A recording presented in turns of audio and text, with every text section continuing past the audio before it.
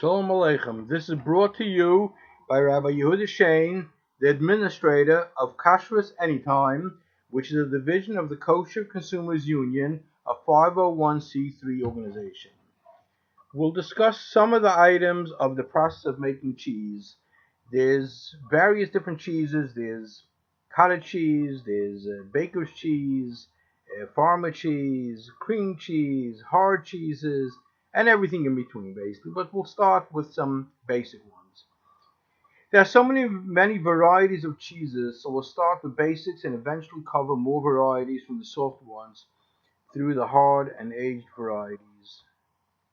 Cheese is made from the curds produced when milk is coagulated and is a fermented milk product. When milk gets old, the particles start coming apart in the milk. When it starts getting sour, that's basically part of the fermenting problem. It is part of fermenting of the milk, and that's how you start making cheese. Years ago, what they used to do, they used to put it into a pouch that they took from the stomach of a cow or a calf, and that started forming the milk to coagulate, etc., etc. Microbes play an important role in determining the type of cheese that is made. When milk is coagulated, it will separate into curds and whey. The curd is somewhat solid, and the whey that comes out is liquid. Because actually, basically, milk is 80% water. That's why you would need approximately 10 pounds of milk to make a pound of cheese. The main types of milk used to make cheese are from cows, sheep, and goats. In Israel and also in Australia, there's an abundance of sheep and goat cheeses, very big varieties.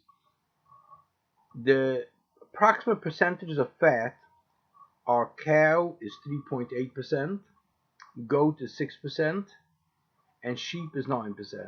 So that's where you'd get a much more cheese out of sheep and out of goat, because basically they're 2 to 3 times more fat content than cow. And to make a good cheese, the more fat you have, the more cheese you have.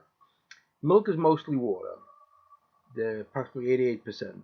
The remainder are mainly proteins, minerals, and sugar lactose. When you see lactose on an ingredient, which comes from sugar, which is a sugar, but it actually comes from milk. There are 2 types of proteins in milk, casein and albumin.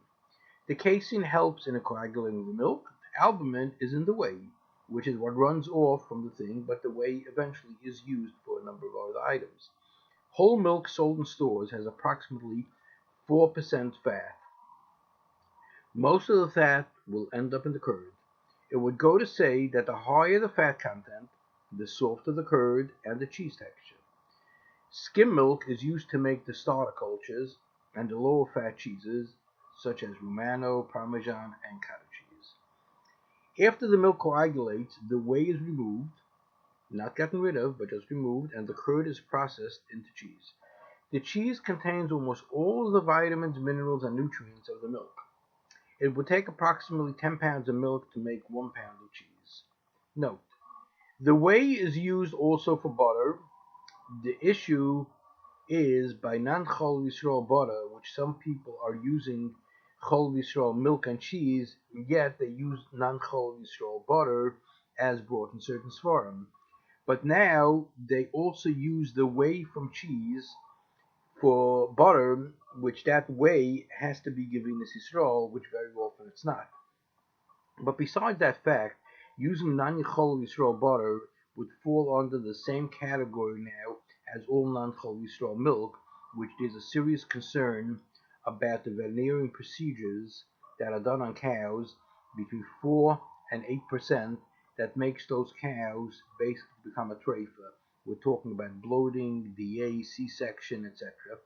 We've addressed this more at length at a previous podcast, which you could review that one. Cheese making is divided into 2 parts, the manufacturing process and the ripening of the cheese. Manufacturing is essentially the first 24 hours from pasteurization to salting. Pasteurization is treating the milk with heat for a short period of time to destroy some of the bacteria that are harmful to humans. Many bacteria and bacteria spores will still remain in the milk after pasteurization. It's these bacteria that will cause milk to sour. Bacteria is also used to acidify the milk. There is a natural bacteria always in milk. The reason to raise the acid level from the bacteria of the milk, and you want to raise the acid level in the milk, is to lower the pH of the milk. The higher the acid, the lower the pH. And if it's more alkaline, basically the pH goes up. The amount of acid has a direct effect on the coagulation. Curd strength, among other effects on the cheese process. Too much acid will cause the cheese to be crumbly. Low acid will cause the cheese to have a pasty consistency. So you have to play around till you get the desired consistency. All of the major companies have already come up with a formula of what ratio to what works best for them. Bacteria feed on the lactose in the milk and produce lactic acid. As time goes, the lactic acid increases, thereby achieving a lower pH in the milk. Lemon juice or vinegar can also be used instead of bacteria.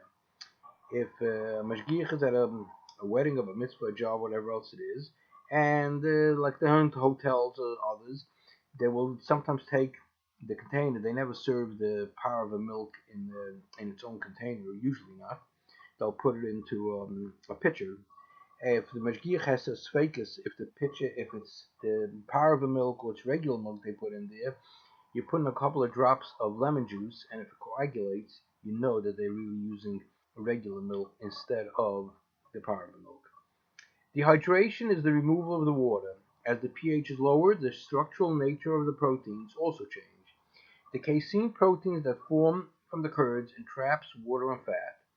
There are three methods used to cause milk to coagulate. By the addition of enzymes such as rennet, bringing the acid to a pH of 4.6, which they do that without heat, or bringing an acid to a pH of 5.2 with heating it. The most common method being used for coagulation is by the addition of enzymes, rennet, etc. The physical properties of enzyme coagulated cheeses are superior to the acid coagulated cheeses. The enzymes used to coagulate milk may come from a number of sources: animals, plants, and fungi. The most common source is rennet. Rennet is made from the lining of the fourth stomach of calves. The most common enzyme used to coagulate milk, as we said, is rennet. The calves are milk-fed and are usually less than 10 days old, and young calves are used because they stop making hymusone as they get older. So at 10 days is just the right time because you can't shecht it before 8 days. The most important enzyme in rennet is hymusone. Rennet would therefore be a problem for the kosher consumer. Renin is the name given to the enzyme fraction of rennet. Until recently, the only source of renin was calves' stomachs. Science and chemists have created a system for the enzyme hymusone that does not require calves. Using genetic engineering, the gene of the hymusone was cut from a calf cell, and they were able to produce an exact microbe copy of the calf hymusone. Microbes replicate and grow rapidly, thus a supply of renin is available. Starter cultures. Cheese making also requires a starter culture, and yogurt the same way. The natural culture in milk is destroyed by the heat treatment given to the milk. It's uncontrollable and unpredictable. With starter cultures, you can control the flavor, aroma, inhibit undesirable organisms. There are single strain cultures and mixed or compound cultures. In the compound cultures, each strain will provide its own specific characteristics. The commercial manufacture of starter cultures will make them in different forms. They'll make them frozen, freeze-dried, or spray-dried. The frozen ones has to keep it at a very, very low temperature, like -40. There are a number of steps necessary for preparing starter culture ready for cheese production. There's a mother culture, first inoculation. All cultures will originate from mother culture, and many of these mother cultures are many, many years old, 50 to 75 years old. The mother culture is not made from Chol Yisrael, kosher supervised milk. And the mother culture may have also come from an animal that was halachically treif because of a mortal injury that makes it treif. Because of the operations that's done on cows, the most common ones being for bloating, for displaced abomasum, which is called DAs, or for C-section, and it averages between 4 and 8% in each farm, and shishim is only 1.6. So basically, the milk taken from there is a problem of possible treif. So there really is, according to Moshe and others, there is no such a thing in the United States as Chol of Stam. It's either Chol Yisrael or Chol of Treif. Many of the cultures are from the Chris Hansen Company, which is an OK certified facility. The OK confirmed to me that they never took into consideration in determining that the cultures were or were not from treif procedure cows.